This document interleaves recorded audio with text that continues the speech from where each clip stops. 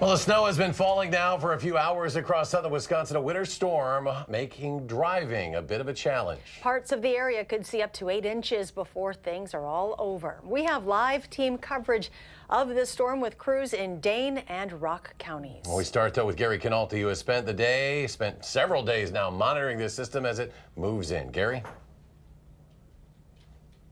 Overnight through much of southern Wisconsin, I think the snow will fall pretty steadily. I don't think it'll be really heavy at any particular point, but moderate to maybe occasionally heavy snow where visibility's dropped around a quarter of a mile could be expected. But the snow will continue tonight. Look for about 2 to 4 inches for areas up around the Dells by morning, about 3 to 6 inches north of Madison, and about 5 to 8 inches from Madison southward. Now the snow will end early tomorrow morning, but the winds will pick up, so blowing and drifting could be a problem with this light, fluffy snow. High temperatures tomorrow only reach the upper teens with wind chills around 0 for much of the day. And by Sunday morning, actual low temperatures will be around 0 with wind chills as cold as 10 to 20 below 0 by early Sunday morning. And high temperatures will only be in the lower teens. So that's why we have alert days in the forecast for all 3 days.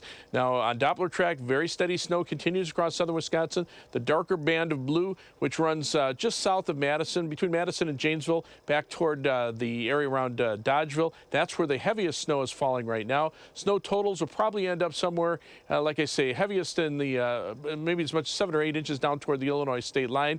You can see the visibilities. The lower the visibility, the heavier the snow is coming down, and a pretty wide swath of about 3/4 mile visibilities from Madison back toward Lone Rock and the Dells. Temperatures remain in the teens. These temperatures will be slow to fall tonight, but the winds will continue to pick up. Right now they're out of the northeast between about 8 and 15 miles per hour, but we're seeing wind chills right now in the single digits. By morning, those wind chills could be down to around 0, and by tomorrow morning, look for those temperatures to be in the lower teens. The snow will come to an end pretty early, but again, blowing and drifting could be a problem, even though skies will turn sunny tomorrow afternoon with a high temperature of 18. Later on, I'll tell you about another snow system that could bring us some more accumulating snow about Tuesday of next week.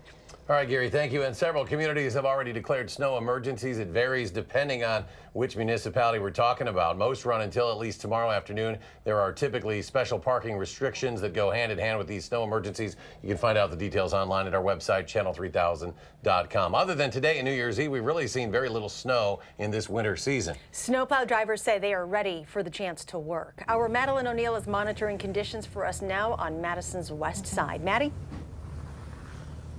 Charlotte and Eric, roads are slick out here. Things are decently slow moving as this steady snow is falling during the evening rush hour. And on a Friday night, city officials and snowplow drivers are asking you to be extra careful, to be patient and drive safely as plows help you get where you're going during what is really one of the first major snowstorms this year. It's pretty unusual. No matter how much snow a year brings or lack thereof.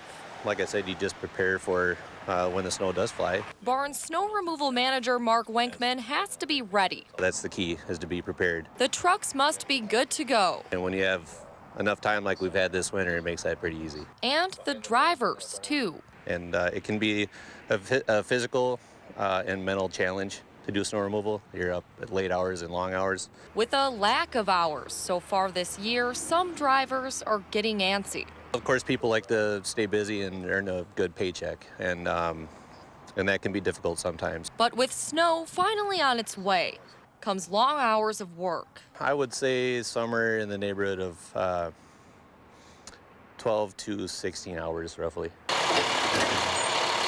They'll be very tired.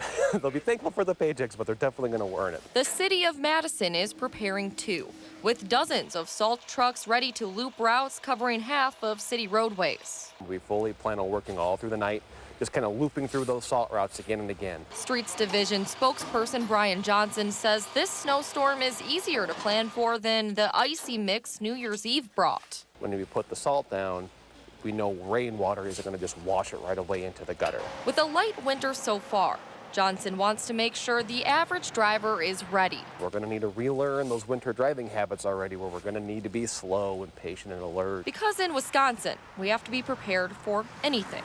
Plenty of winter yet left to come. We can certainly have some long days ahead of us yet that could even go into April like it did last year, which really hope it doesn't. The city of Madison doesn't plow until at least 3 inches of snow have fallen. I think we're getting there, but they also wait until the storm is near ending. Now, as you guys mentioned, a number of communities in the area have issued snow emergencies. That includes Sun Prairie and Stoughton. Madison hasn't yet, but they will if need be. You can sign up for alerts on the City of Madison's winter website. Charlotte and Eric. Maddie, thank you for the update. Adam Duxter joins us now live. He is monitoring roads in Rock County along the interstate for us. Adam? Well, Eric, I'm in Newville next to 3990, and I'll be completely honest with you. This combination of snow and wind is making it difficult for even me to see. But when you take a look at the roadways, things are still moving pretty well, albeit slower. My drive from Janesville up here to near Edgerton took about an extra 10 minutes. Again, that visibility really the main factor. In fact, we saw a big rig trying to get up this hill earlier, had to pull off to the side, had his flashers on. But if you do find yourself out on the roads tonight, you have to make a drive. We spoke with the Wisconsin State Patrol, who gave a couple pieces of advice. Their first piece of advice is to give yourself plenty of time to get to where you need to be. Remember, I said it took an extra 10 minutes for my commute today. They say give yourself about 10 to 15 minutes additional to get to where you need to be. The second piece of advice they say to give is to give yourself plenty of distance between you and the car in front of you. They say that with this visibility being what it is, someone could stop. You got to give yourself plenty of space. And the third piece of advice, and while it might seem self-explanatory, they say just slow down. The biggest thing we like people to do is slow down. There are people that I can clock with my radar going 80 plus miles an hour, and during adverse weather conditions, we'd like people to slow down. And they do say there are some spots here in Rock County that can get particularly slick relatively quickly. So again, if you are driving and you find yourself in trouble, they say to just call 911. Even if you don't feel like it warrants that, they say call 911 and they'll get you the help that you need. Also, stay in your vehicle. If you find yourself stopped, do not get out of the car. Stay in your car until help arrives. But we will continue to be monitoring this all night long. Back to you in the warm indoors, Eric. Yeah, we appreciate it here. Adam, thank you for your work tonight along the interstate.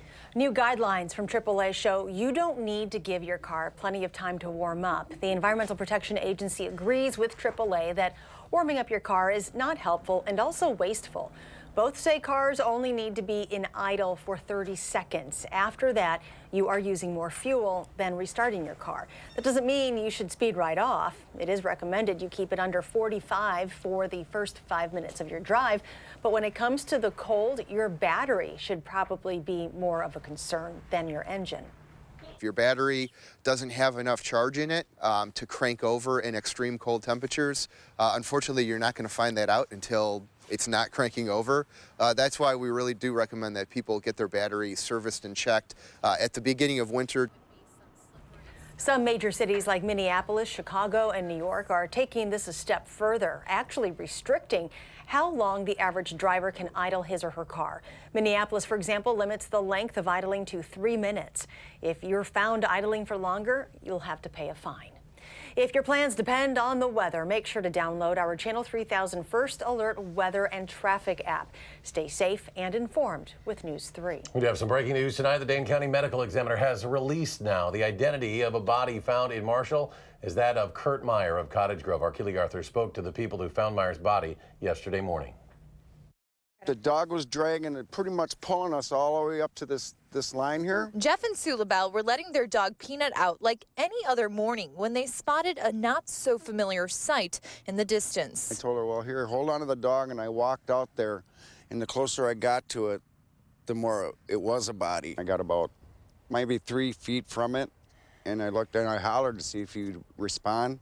He didn't respond. Jeff ran back to his home, called 911, and police arrived shortly after. They just told us to get back because this is now a crime scene. Authorities now confirm the body was of Cottage Grove man Kurt Meyer, who had been missing since last Saturday. He wasn't in a natural state where he's laying. He's like his arms and legs were all out of place.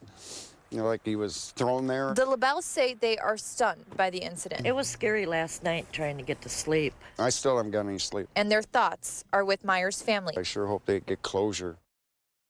Again, that's Keely Arthur reporting. The Dane County Medical Examiner says the cause and manner of death is still pending. Madison police are investigating after a teen crashed into a home on the Near East Side. The incident happened around 9 o'clock last night. The car hit a house on East Dayton and then hit a gas meter.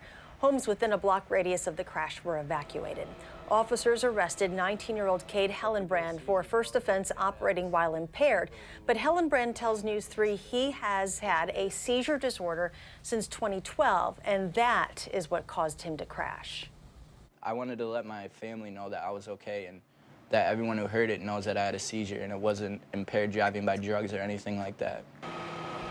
Madison police say they found drug paraphernalia in his car indicating marijuana use. Hellenbrand admitted to using marijuana but says he was not impaired at the time of that crash. Opioid overdoses are now more likely to kill people than car crashes. You'll hear one woman's story as she deals with the heartache of this type of loss. That story next at 6.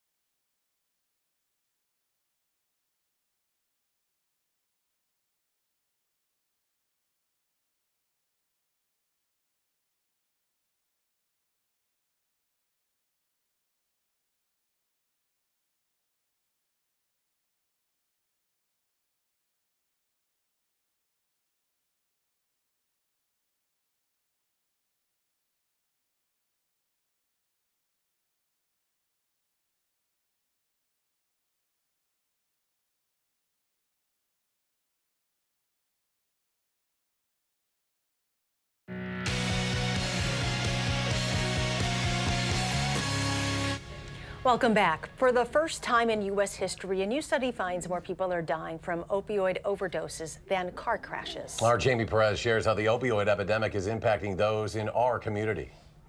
This is Emily. Her mom tells me she's a sweet 25-year-old gal, someone who wanted to be a vet tech one day. An aspiring girl who never made it to that point. This is Emily now. It was just laying face down on the floor. I nudged her with my toe. I said, Emily, what are you doing? You know, I thought she was playing a joke on me or something. She didn't move.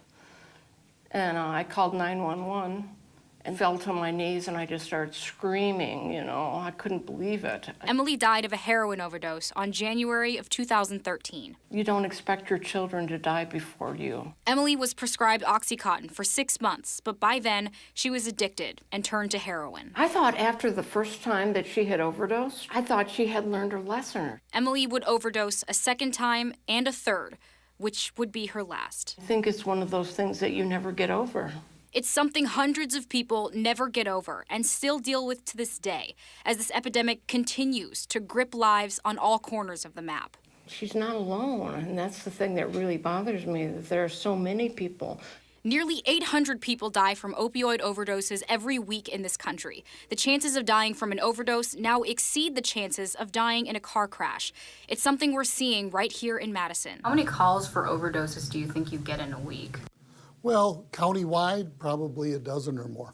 It's raw, it's devastating, and it's happening to hundreds of people. It's heartbreaking because we know that what the impact is of the abuse of opiates We know the pattern in talking to people, their pattern of how they began using painkillers and now have resulted in the use of heroin. It's a story that sounds all too familiar for too many people, a story that many are working to end.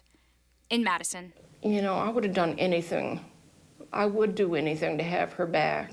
Jamie Perez, WISC News 3. And you can play a role in someone's addiction recovery. There are many resources available on the Centers for Disease Control website, or you can contact the National Addiction Helpline. That's 888-633-3239. After a pretty dry winter, the snow is back in southern Wisconsin. Gary's monitoring the snow moving through our area. That is next in the First Alert forecast.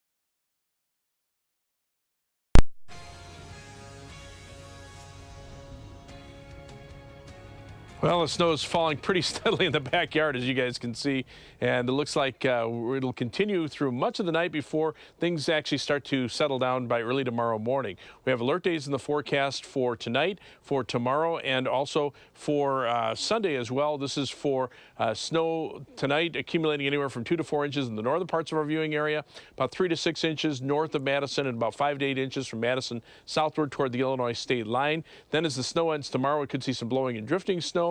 It'll turn very cold with high temperatures only in the upper teens and wind chills around 0. And by Sunday morning, wind chills could be as cold as 10 to 20 below 0, with actual low temperatures around 0 and high temperatures in the lower teens. Here's what we're looking at as far as snowfall amounts are concerned. Again, 5 to 8 inches from Madison southward, 3 to 6 inches just north of town, and 2 to 4 inches mainly north of the Dells. Snow still falling very steadily across southern Wisconsin on Doppler track. That band of brighter blue, that's where the heavier snow is right now, from just north of Monroe to just north of Janesville. But you can see that band of blue also extends back into parts of southern Minnesota and northeastern Iowa, so it'll snow pretty steadily for a while. We take a look at visibilities. The lower the visibility, the heavier the snow. Right now, half-mile visibility in moderate snow in Des Moines, Iowa, 3/4-mile visibility here in Madison, and eventually that snow will overspread all of southern Wisconsin.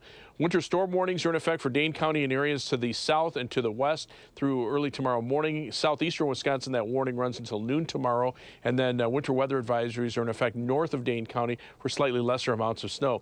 The GFS computer model, the U.S. main computer model, showing pretty much what we're expecting, about 4 to 5 inches in the Madison area, maybe a little bit more down toward the Illinois state line, lesser amounts up to the north. But this is the first of 2 storm systems. That's through Saturday, and then after a quiet day on Sunday, another storm brings some accumulating snow from Monday into Tuesday, and that could bring in an additional 3 to 5 inches of snow through southern Wisconsin. So we could be looking at a total of about anywhere from 7 to almost 10 inches of snow over southern Wisconsin by the end of that storm system on Wednesday. Live view from the Quebe Radio Skycam in Platteville, snowing pretty steadily in Platteville there. Everything is white. The WISC, or the Edgewater Skycam in downtown Madison, showing the capital shrouded in snow. And as we look at the almanac for today, our high today 26, the low temperature of 14, so very close to the normals of 26 and 11. Right now, 17 degrees with light snow, north-northeasterly winds at 10 miles per hour, drop our wind chill to 5 degrees above zero. Our forecast includes that winter storm warning until 6 a.m. tomorrow morning for Dane County and areas to the west, winter weather advisory north of Dane County, and then east of Dane County. Those advisories and warnings run until noon tomorrow. Low of 13 overnight with 2 to 8 inches of snow, heaviest amounts near the Illinois state line. Tomorrow, that snow winds down early, and then we'll see sunshine in the afternoon, high only at 18, and with brisk winds, we'll see some blowing and drifting of the snow.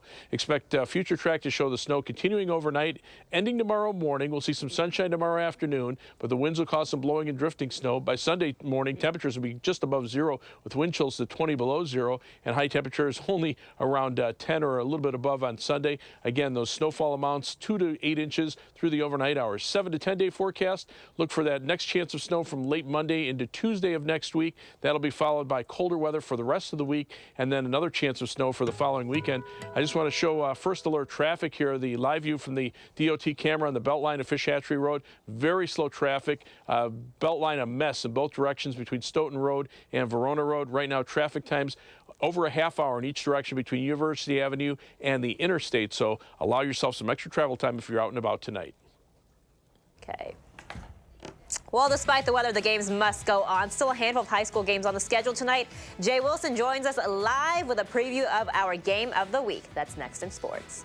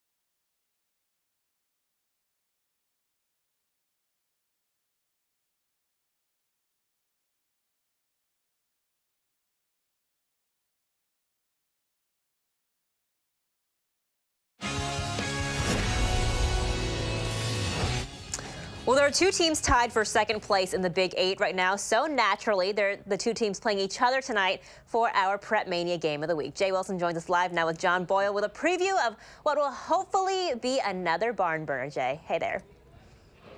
Yeah, I think that's right, Melissa. Hi, and good evening, everyone. Well, the good news is we got here. The Beltline took us about, an hour and 15 minutes, I think, from Old Sauk Road to here. So if you don't have to go out tonight, I will repeat what everybody else has been telling you. Don't. Just watch the game online with us, because we're going to have Memorial in La Follette. It's a big game for a lot of reasons. John Boyle's here, and I think we solved most of the world's problems on our hour 15 ride. Yeah, we did. It was kind of fun. It's not a night to be out roaming around, but we should have a great ball game here tonight, Jay. These two teams that are Memorial and La Follette are tied for second place in the Big 8, and the one that wins tonight will keep themselves in the race. A couple games behind East, but the team that loses tonight is probably going to be out of it unless something really strange happens. We got about 15 seconds. We're looking at a couple of La Follette highlights.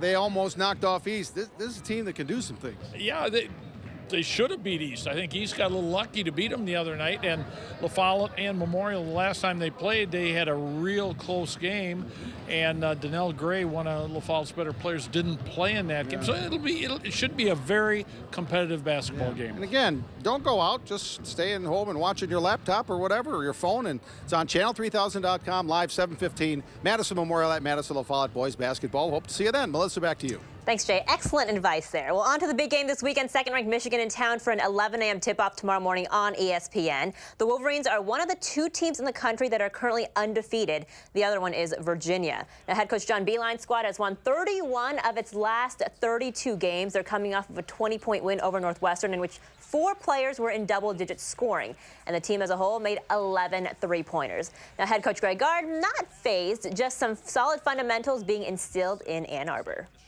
They're playing really well. They're not. It's not tricky. It's not fancy. It's just really solid and good players making good decisions, and that usually lends to successful basketball. So yeah, it's a big game because it's the next one, and they happen to be undefeated, and 17 teams have tried, and 17 teams have come up on the short end. So we'll see if we can be first. Well, familiar face back in Green Bay, the Packers have hired Marshfield native Adam Stenavich as their new offensive line coach, that according to NBC Sports. Now, because he's a Wisconsin native, here's some video of him playing football in high school from our affiliate in Wausau. He also spent a short stint on the Packers practice squad after playing college football at Michigan, where he earned a Big Ten honors. Now, Stenavich comes to Green Bay from San Francisco, where he was an assistant line coach for the 49ers. He was under Kyle Shanahan's staff for 2 seasons. That was his first NFL gig. He also coached college before that, including his alma mater, guys. All sounds good except the Michigan part. Gary will have more updates tonight on News 3 at 10. Also monitor the latest at channel3000.com. Thank you for joining us tonight at 6. Enjoy your evening. Stay safe out there. We'll see you back here at 10.